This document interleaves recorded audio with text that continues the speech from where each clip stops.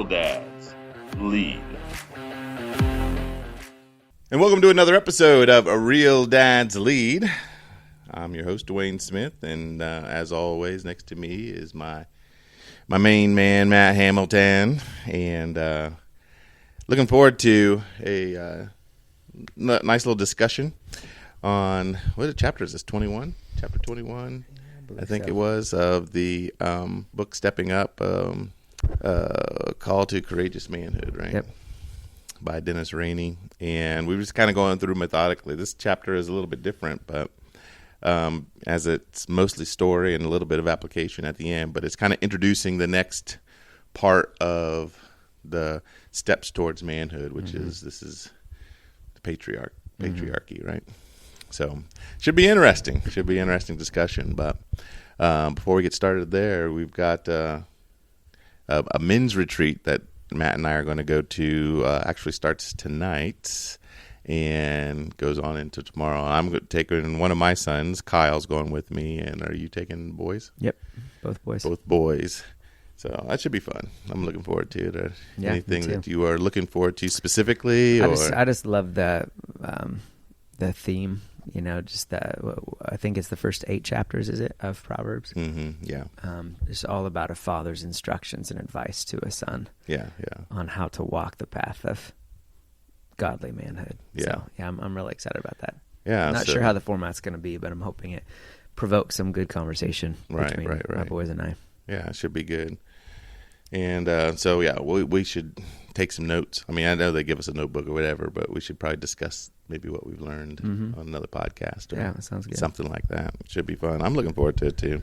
It's always nice to spend time with your boys as well. And looking forward to spend some time with Kyle on that and other men. It's always good, as we'll probably discuss a little bit in this chapter, to be surrounded by other men and be encouraged by other men and just be in that community, I guess. So, yeah. So let's go ahead and get started. Let's if you look at the there was an introductory quote. It wasn't even a quote. It was like an excerpt from a book, I think. Yeah, probably. I don't even know what was the book's name. It was the story of Beck. The book Beck Weathers. It's called Into Thin Air. The book is called Into Thin Air. Okay. Yeah, by John Krakauer. Okay, maybe? John Krakauer. Uh-huh. Yeah. Would you like me to read it? Yeah. Go ahead and read that little excerpt. All right. So the chapter is called Left Behind, and the whole premise, maybe just to tip our hat to it, is that when you reach your 60s, 70s, or whatever, you may feel left behind, right? But actually, God has great things for you still. So here's what he says. Mountaineering tends to draw men and women not easily deflected from their goals. Unfortunately, the sort of individual who is programmed to ignore personal distress and keep pushing for the top is frequently programmed to disregard signs of grave and imminent danger as well. This forms the nub of a dilemma that every Everest climber eventually comes up against. In order to succeed, you must be exceedingly driven, but if you're too driven, you're likely to die. Thus, the slopes of Everest are littered with corpses. It's a pretty sweet excerpt. Yeah. And it's true, right? Yeah. I just can't imagine. I don't know what, this is probably my main focus, is what drives a person to desire to do that. And I think they highlight it or touch on it in this chapter, and it just talked a little bit about fulfillment. Like you're trying to find some type of fulfillment or accomplishment, or I just don't, me personally, don't get it, at least that extreme. But it was really interesting how in that excerpt that you just read, where to have that kind of mentality can be also deadly. It's like it's both a strength and a weakness. It's a strength and a weakness. I can push my body past what my mind can push my body past where my body needs to be pushed, and to the point where I just kill myself because I have in the past when I was coaching. We used to do this. We'd run up the Alum Creek reservoir, the hill. I'd have my athletes do that, and we'd do it over and over and over again. And I would tell them that your body can do more than you think it can. Mm-hmm. And these are high school kids, so I'm just trying to get them to understand that there's some pain, but you can push through it. Mm-hmm. And I'll never forget several different athletes at different times have come up to me and say, "And you're right. I thought I couldn't do any more, but I could." Mm-hmm. And just that attitude of being able to push your body to its limit. But there's a whole nother attitude to push it past its limit. And it was kind of interesting in this chapter. So maybe you can just kind of highlight or summarize the story. Yeah, that's hard to do it justice because it's an epic story. It really is. And he says that it's one of his favorite stories of courage, I think he said, of all time. The story of, his name is Beck Weathers. Beck Weathers. He went up on probably the most historic climb in Everest history, and it ended up actually being the most deadly of all the climbs. It claimed the most lives, in a single go. Beck Weathers was, long story short, he was thought to be dead, left for dead, essentially on the mountain, and that wasn't cruel. It was like you got to it's like triage, we can only do so much because we ourselves aren't doing well. Mm-hmm. And he was like, I think they said he was almost entirely covered in snow. Maybe a portion of his face was exposed. His hands and feet were out, and his breathing was so shallow. They were sure that he was going to die in no time. But so they left him. So the people were trying to rescue him, and they left him. Mm-hmm. And then he said something about there was something miraculous. Right. They took others, left him, and he describes it as a miracle. He said, "I opened my eyes," and he opened his eyes. He thought he was in his own bed for a split second, mm-hmm. but then he looked over and saw his hand, and it was black mm-hmm. and totally frozen. Couldn't move it. And he remembered where he's at, and he said I'm not really a man of like exceptional bravery. So I would have thought prior to this that I would have woken in a panic, but he said I actually didn't panic. I was flooded with thoughts of my wife and my children, and the thought that if I stayed here, I'd be here for an eternity. Mm-hmm. Literally, I would be here forever. I never hold my wife or my kids again. Right. And he said, and that was just unacceptable. Yeah. And so somehow he gets up and he walks down. He finally makes his way down, and he's basically blind at this point as well. Right. He walks down into the camp, and the people thought that they had seen somebody rise from the dead, they said. And the scene that he paints is unreal to me. They said this man had no face. Mm-hmm. It was literally completely black. It's like crusted over. Like crusted over, like burnt, crusted over. His hands were black as well. His jacket was unzipped down to his waist and full of snow. He's like hobbling into camp, and one arm is actually up over his head, frozen, and they could not bring it down. Right. I mean, can you imagine just the picture?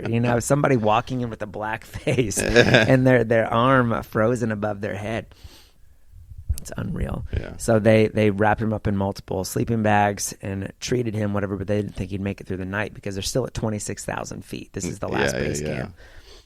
Yeah, they think he's going to die through the night because it's still below zero. They wake up, they're packing. And there was a storm then, too, that blew away his sleeping bags. Oh, really? Yeah. And so he was, again, exposed through the night. Okay. So he calls out to them, though, in the morning as they're packing, and they're shocked. He still made it. They get down to a lower base camp, and he's helicoptered out. Yeah. His right arm from his elbow down amputated. All of his fingers on his left arm amputated. His nose is amputated but reconstructed.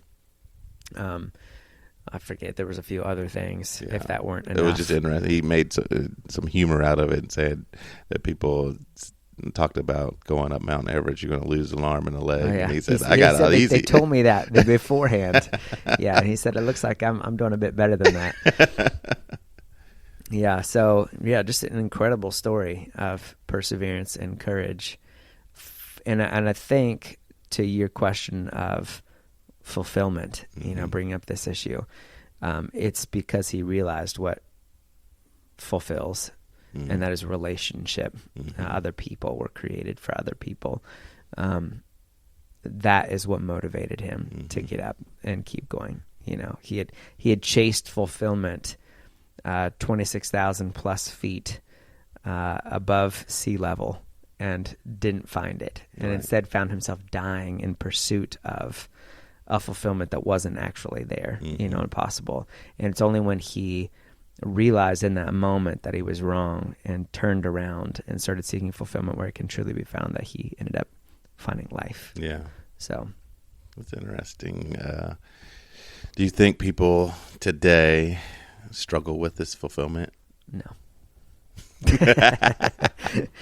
Yes. Well, what other ways? I mean, not everyone's going to try and find it climbing out Mount Everest. And I just can't even imagine just like, let's go to, what is it, Tibet? Let's go to Tibet. Nepal. You can go up either way. Yeah. Climb this thing. Climb this mountain. I don't know. I was out in Colorado with my my brother, and we went on a camping trip, and there's this like a little mountain, and he said, well, let's climb this mountain. And I was like, what? And it wasn't like snow capped or nothing. It was just a little, in Colorado, like more a bump. of a hill. A bump. It was a nice climb, and when we got to the top, it was pretty high up there, but it's like, I don't know. Even then, I wasn't like, oh man, I feel fulfilled from climbing this thing. It was an accomplishment, I guess, but the feeling of victory and elation is temporary. Yeah, very much temporary. Kind of like eating an amazing meal, like it's incredible, and you might talk about it for a little bit afterwards, but the feeling goes away. Yeah, and what's next? Right. Yeah. So what are some other things? And that's true for mountain climbing. You've got the guys who they succeed in climbing Everest. Well, that's not enough. I got to climb it again, or I got to climb the 7 highest peaks, in the world, or whatever it might be. Yeah.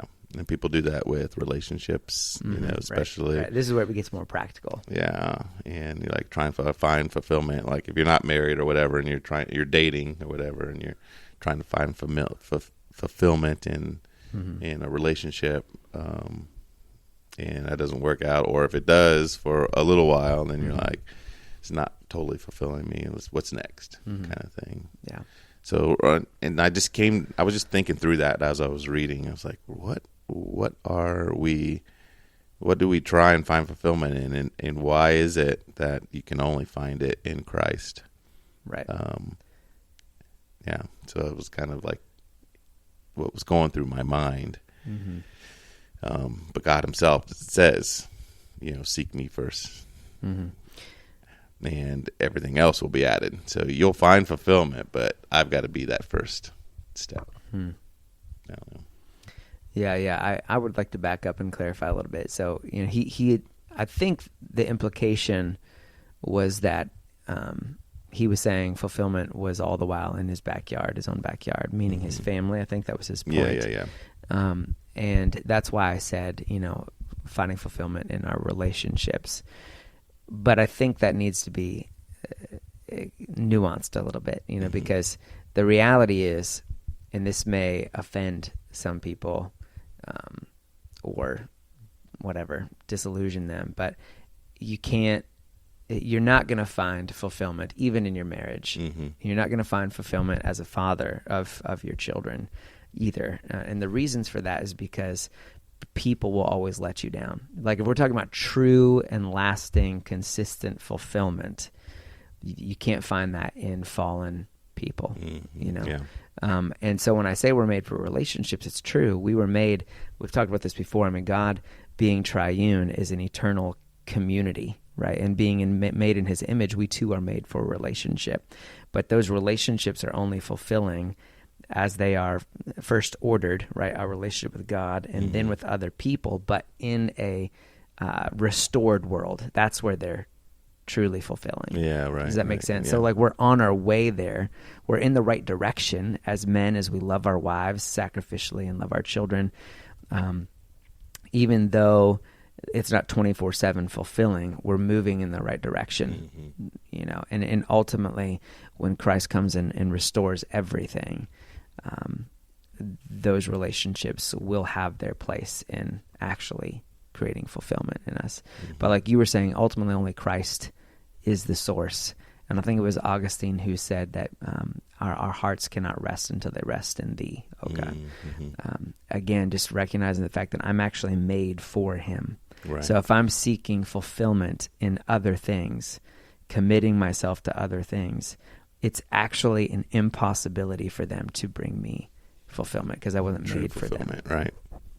Yeah. And it, like you said, it can be temporary, and it can give you a temporary sense of fulfillment, but eventually that will go away. And just like, I like that example of food, the delicious meal or whatever. It's like, oh man, it's so, you can look forward to it. You can enjoy it once it's gone. You can think about it, and then the next thing you know, it's over. It's what's next. Yeah. And then I think that's the problem too with people who are addicted to certain things. You know, you trying to find fulfillment in, you know, whether it's substance abuse or pornography or whatever it might be. You're trying to find fulfillment in these things, and it's a temporary, but it's also a progressive. Like I got to go deeper down into this ditch in order to get the next high, get the next burst of stimulation. Adrenaline. Yeah. Another thing that hit me was, you know, just talking about when they were talking about finding the next person on the mountain.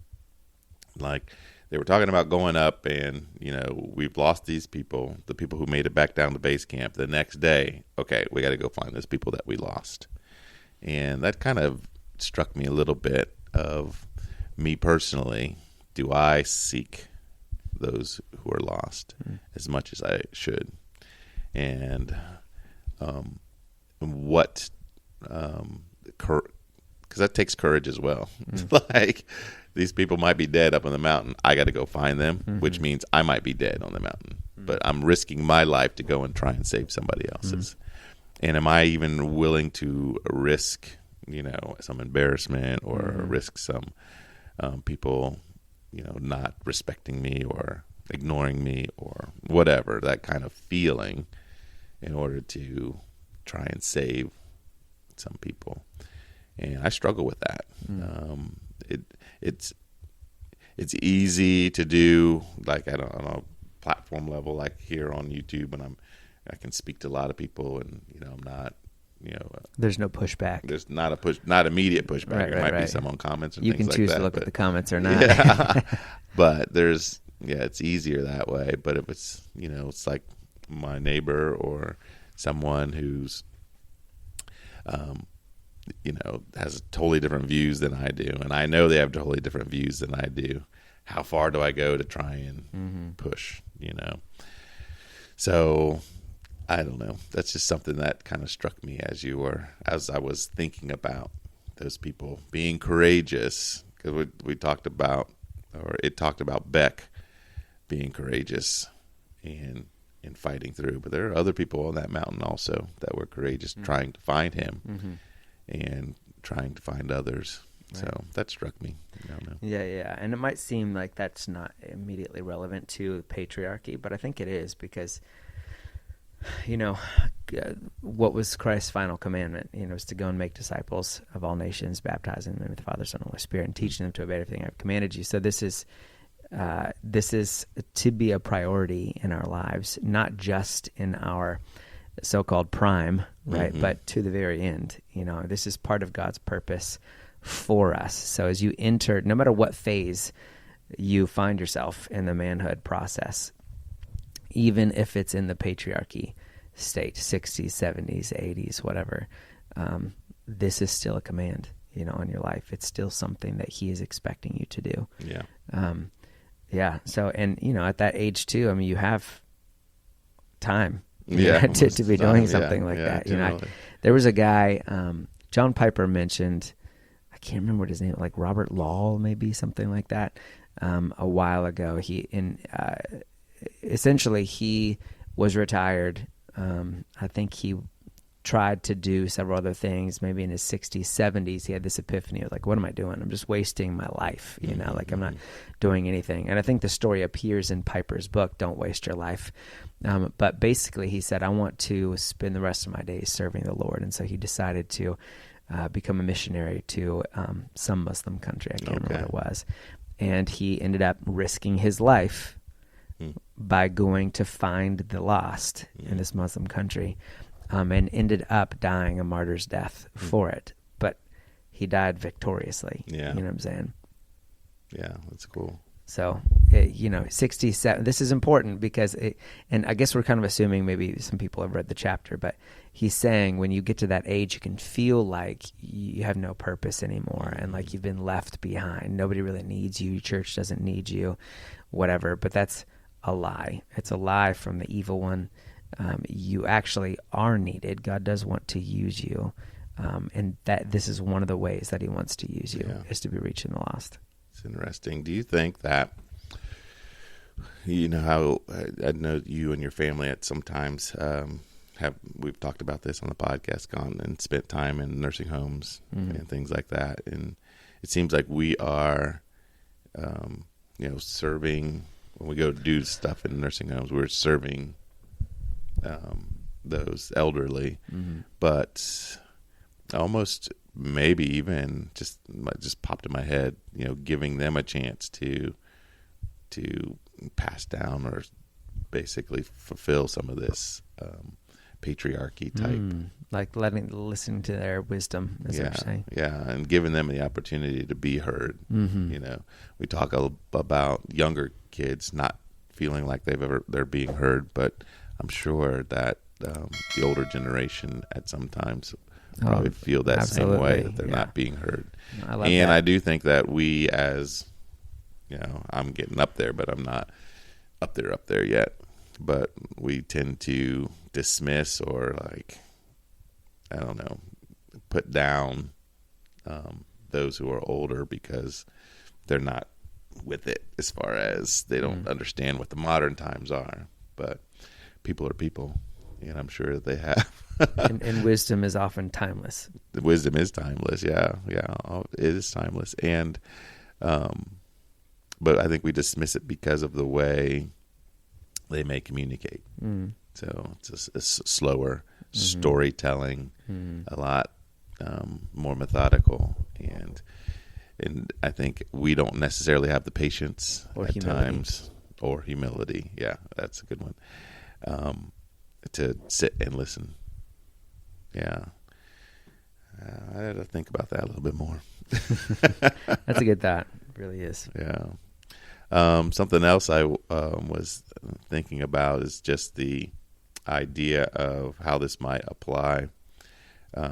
They talked a little bit about the community and being able to, we've talked about it in some of the other chapters, about being in a community of people who are helping each other out.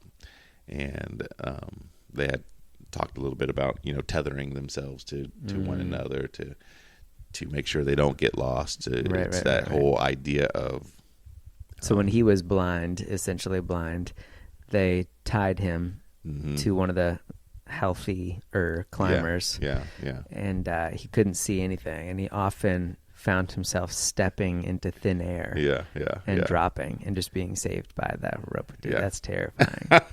Terrifying. Yeah. But it is a great analogy, which is what you're pointing out. Yeah.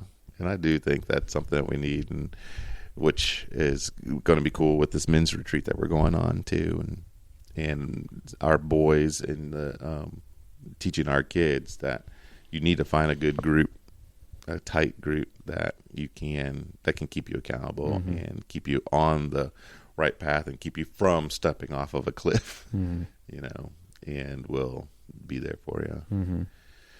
Which is I'm fortunate because my kids seem to have always picked pretty good friends, and every once in a while they will pick someone who is unwittingly. They'll pick someone who's not the best. Not the best, yeah. But they generally know it, and they're still friends or whatever. But they're not like that's not their. They don't type. Commit themselves as much there. Yeah, but I know not all of you guys, you parents out there, have kids that are doing that, and that's probably difficult sometimes when your kids are choosing the wrong thing. I don't really know how to. I haven't experienced that. So, I mean, if you guys have ever, you want to put down in some of the comments the experiences that you may have had, that would be helpful for us that we can, kind of address. I just think not everyone goes through that situation. And I do know of kids who've gone off the deep end, and I have friends whose parents, friends whose sons have, basically abandoned them and went off. And one of my good friends, his son left and hadn't spoken to them in years and years and years. And then wasn't too long ago, he just found out they received the news that he had passed away in a gutter somewhere out in California. So it's like, you can have that experience as well. But there was always fighting, like what friends that they were hanging around with. In that particular situation, you're saying? Yeah. And it's tough sometimes to kind of go through that. Yeah. But, yeah. So any thoughts on that as far as have your boys also, boys and girls? They do. They typically choose good friends. It's something I've been praying for them since they were little as well, and just that they would have wisdom. And we pray over it together. I just prayed over my oldest daughter yesterday because she was kind of struggling with finding trustworthy friends, that she could really be close to and feel like she could be open with. And so we were praying together for God to provide such friends. So it's kind of been a consistent conversation that we've had. It's always before them. So I think they consistently think about it, Yeah. And if they ever are in a friendship relationship where, something questionable happens, they typically bring it up. They express their concerns. But yeah, I think I might have shared in a podcast a while ago. Some parents have done what they feel, what others may call extreme, but what they thought was necessary because they had exhausted all their other options, and they just up and moved. They were like, I can't. Nothing we're doing is stopping you from hanging out with these people. So Dad's getting a job in a different state. And they moved, and it solved the problem. Wow. They weren't hanging. Yes, it's possible you could find bad friends there as well, but you've got this fresh start, and maybe you get started in a new church, and you're praying that God will provide new friends, and you have more control over the situation in that scenario than if you stay here where you're just going to permit bad habits to keep going. So that's extreme, but effective. Yeah, and takes a lot of courage. It does to be able to do that for your kid. And I'm picking up and moving. Yeah, right. Because you're comfortable there as well. You've got friends. You've got assuming a job that you enjoy. A church that you're involved in, but you're doing it. You're making the sacrifice for your kids. Yeah. Wow, that's interesting. So, the book then basically transitions into the idea of that, what's it called? The title is Left Behind, Being Left Behind. And really highlights the Beck, what is his last name? Weathers. Just Weathers. I don't know why I go and say Weatherford. His full name is Seaborn Beck Weathers. Okay. Pretty interesting name. Yeah, it is. Sounds like someone destined to climb Mount Everest. But it did talk a little bit about that feeling of being left behind, and having to overcome that and know that you are, fight to find your way back into, well, he was fighting to find his way back into the base camp, but as older citizens and older patriarchs, fathers and grandfathers and even great grandfathers, to not feel like you've been left behind, or know that you're not left behind, that there is a purpose for what you are doing and what you have to offer. So that's kind of how the chapter ended, right? Yeah. I think it's interesting. I'm just kind of a new thought.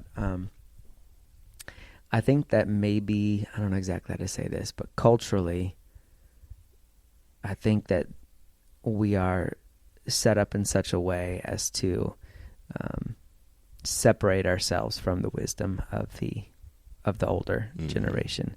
I think one of the ways that that's happened is through this idea of retirement, for example.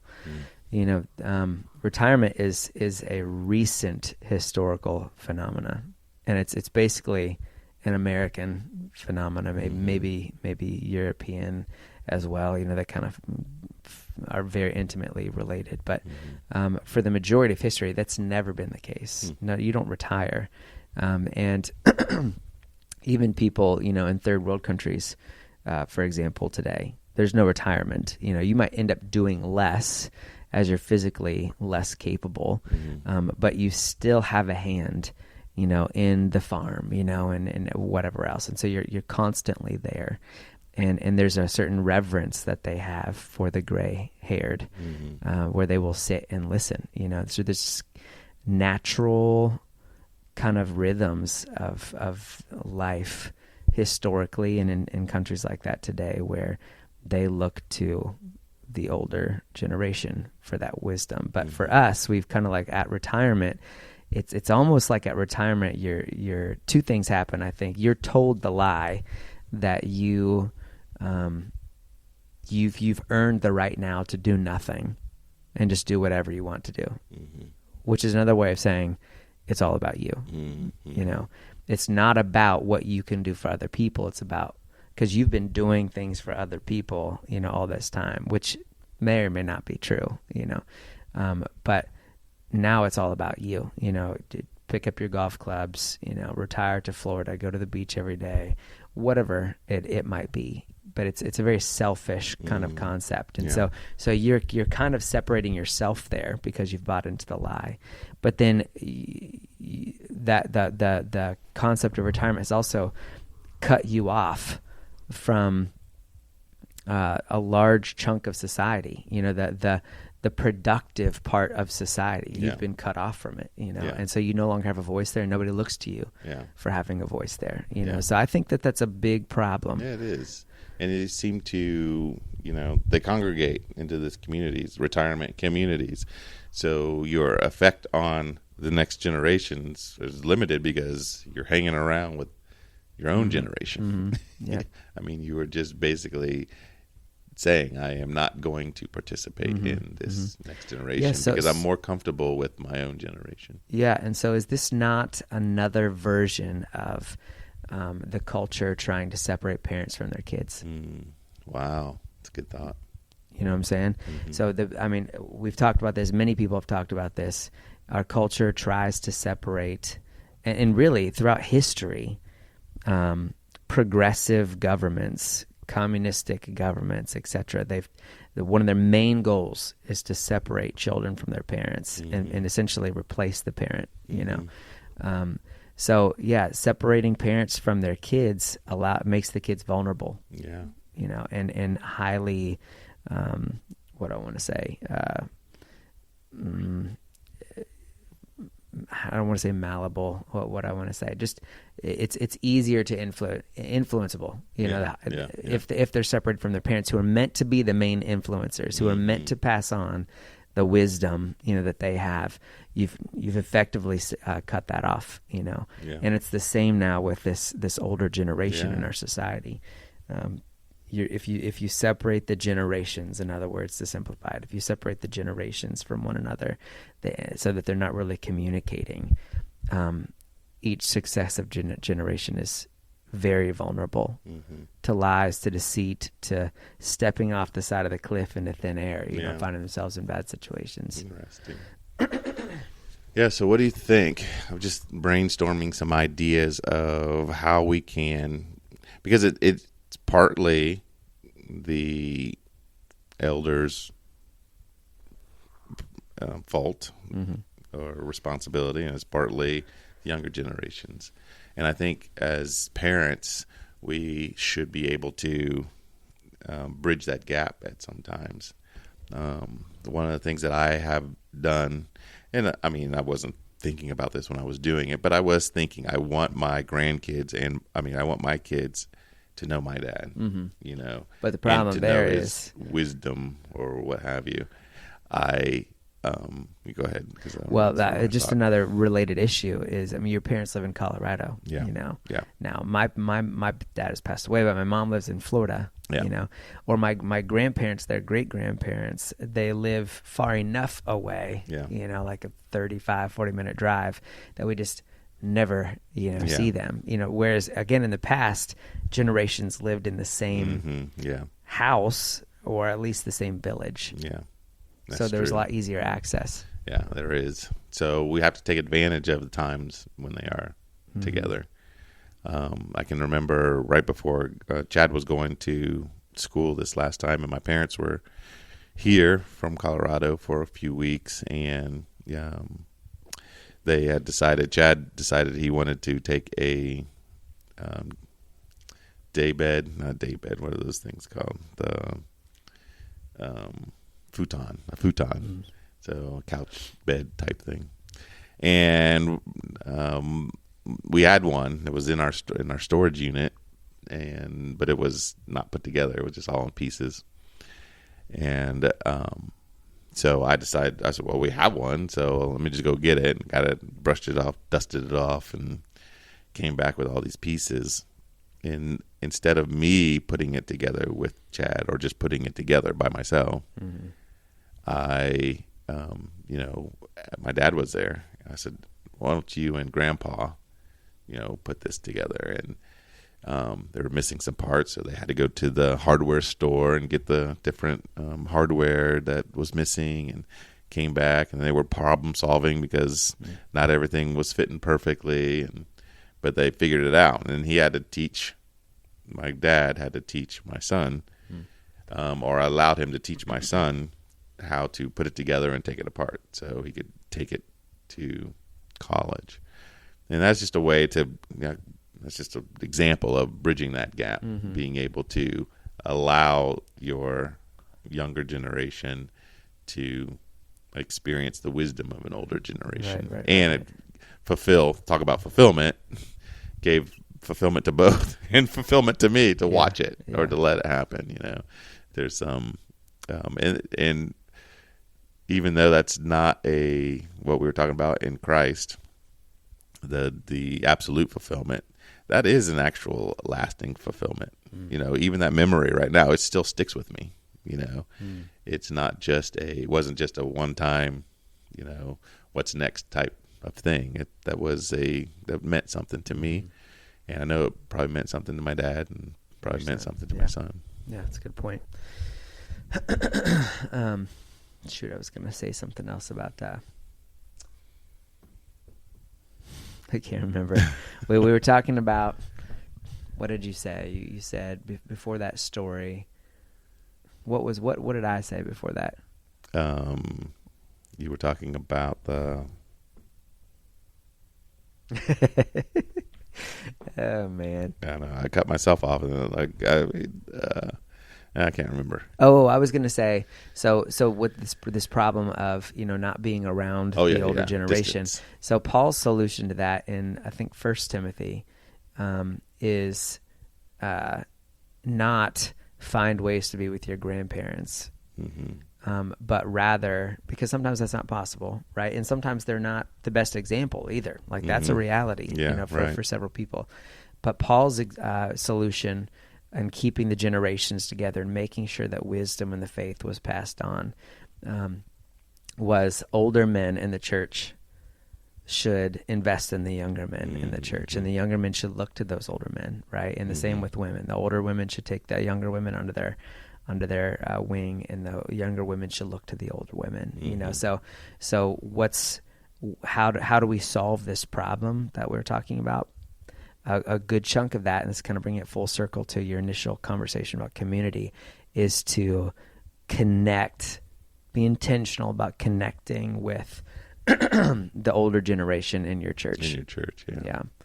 That's and humbly spending time with them and listening to them and being discipled by them. Mm-hmm. Yeah, that's good. And as far as so that's what we're saying, because you said it's partially the older generation's fault, but also partially the younger generation's fault. I think the older generation, and this might be a good way to wrap up the podcast, I think that Dennis Rainey would say something along these lines as far as that patriarchy stage goes, is that they need to be intentional about pushing back against this social, cultural norm that I'm supposed to retire and now live for myself, and I don't really have a voice or anything to offer to this younger generation or that productive part of our society. You need to recognize that that's not true, and you need to start finding men in your church through other organizations, like there are Christian businessmen organizations, for example, that you can step into and you can be a discipler. You need to maintain that connection. You need to realize that it's not about you and about your pleasure. This life is short. Pleasure is coming. Yeah. But right now you're still in a battle. You're still tasked with making disciples. And those that are already disciples, building them up. That will be a life well lived. That's a life that you won't regret. Guaranteed. If you have any kind of like Christian God concept about you, worldview, if you spend the last 40 years of your life on the golf course, at the beach, living for self, etc., having bought into that lie, on your deathbed, you will have some serious regrets. And when you stand before the Lord, you will have some serious regrets. So it's kind of a wake-up call. Like, how are you going to spend these last 30 to 40 years of your life? Step boldly into and own this patriarchy stage that he's talking about. Yeah, that's good. And do you think that there is a process to get there? Like, we should be thinking about that now, like what we're going to be doing then, rather than getting there and like, well, now what am I going to do? Like, I should probably be thinking, I do think people think, okay, I might retire at certain whatever, but what am I going to do next? Yeah, I know my dad, has retired, and then there were times he's like trying to find different jobs, different things to do, to fill his time. And I know that he struggles with that just a little bit. He's main guy in his church and does a lot with the church and a leader there. But outside of that, there's not as much that he does, other than kind of helping us out every once in a while with different things. So, yeah, I think probably should be processing some of those things as we see those who are, our older and wiser men in our lives, to kind of formulate things that you want to do when you're that age. That's a good thought. So, anything else you want to add, or? I think it's good. It's a good chapter. Yeah. Some good thoughts there, especially I think on the generational gap and separation and retirement. I think that's. It'll be interesting to see what the next few chapters are in this last step. Is this the last step, or is there another one after this one? I want to say it is. I want to say it is. Yeah. All right. Well, we'll. I tried to make a little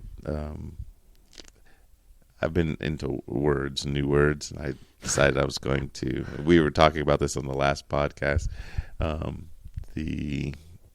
The new words, whether it was you said sus or or riz or whatever. So I don't know why. I just talked about this term that I made up. I made up a term. Oh, interesting. Let's see if it goes viral here. Let's see if it goes viral. And I've started using it every once in a while. So I was getting ready to say it, but like nobody's going to understand it. But I said it to Scott one day, and he was like, "What is that? What do you mean? What is that?" All right, what is it? Let's hear it. Let's see if you can understand it. I was boy, like, "Well, probably not." You ready to tigger? Tigger? Ready to tigger? Yeah, you ready to tigger? Like bounce out of here? Yeah, you got it! Wow. Oh, wow. That's clever, but it also dates you, for sure. No, well, Scott knew exactly once I said. Oh, you did? Okay. Yeah. Okay. All right. And They have apparently brought me back. I was talking to Kyle the other day, and he was telling me that Winnie the Pooh is like the second largest earning franchise in the world. Wow. I know. Interesting. I was like, really? Second We looked it to up. Mickey Mouse or something like that. I can't even remember what the number one was. But they had a lot of different things that were in there. And it's like way above like Marvel and DC and all those kind of things. But we can look it up after this. So at any rate, let's tigger this episode. And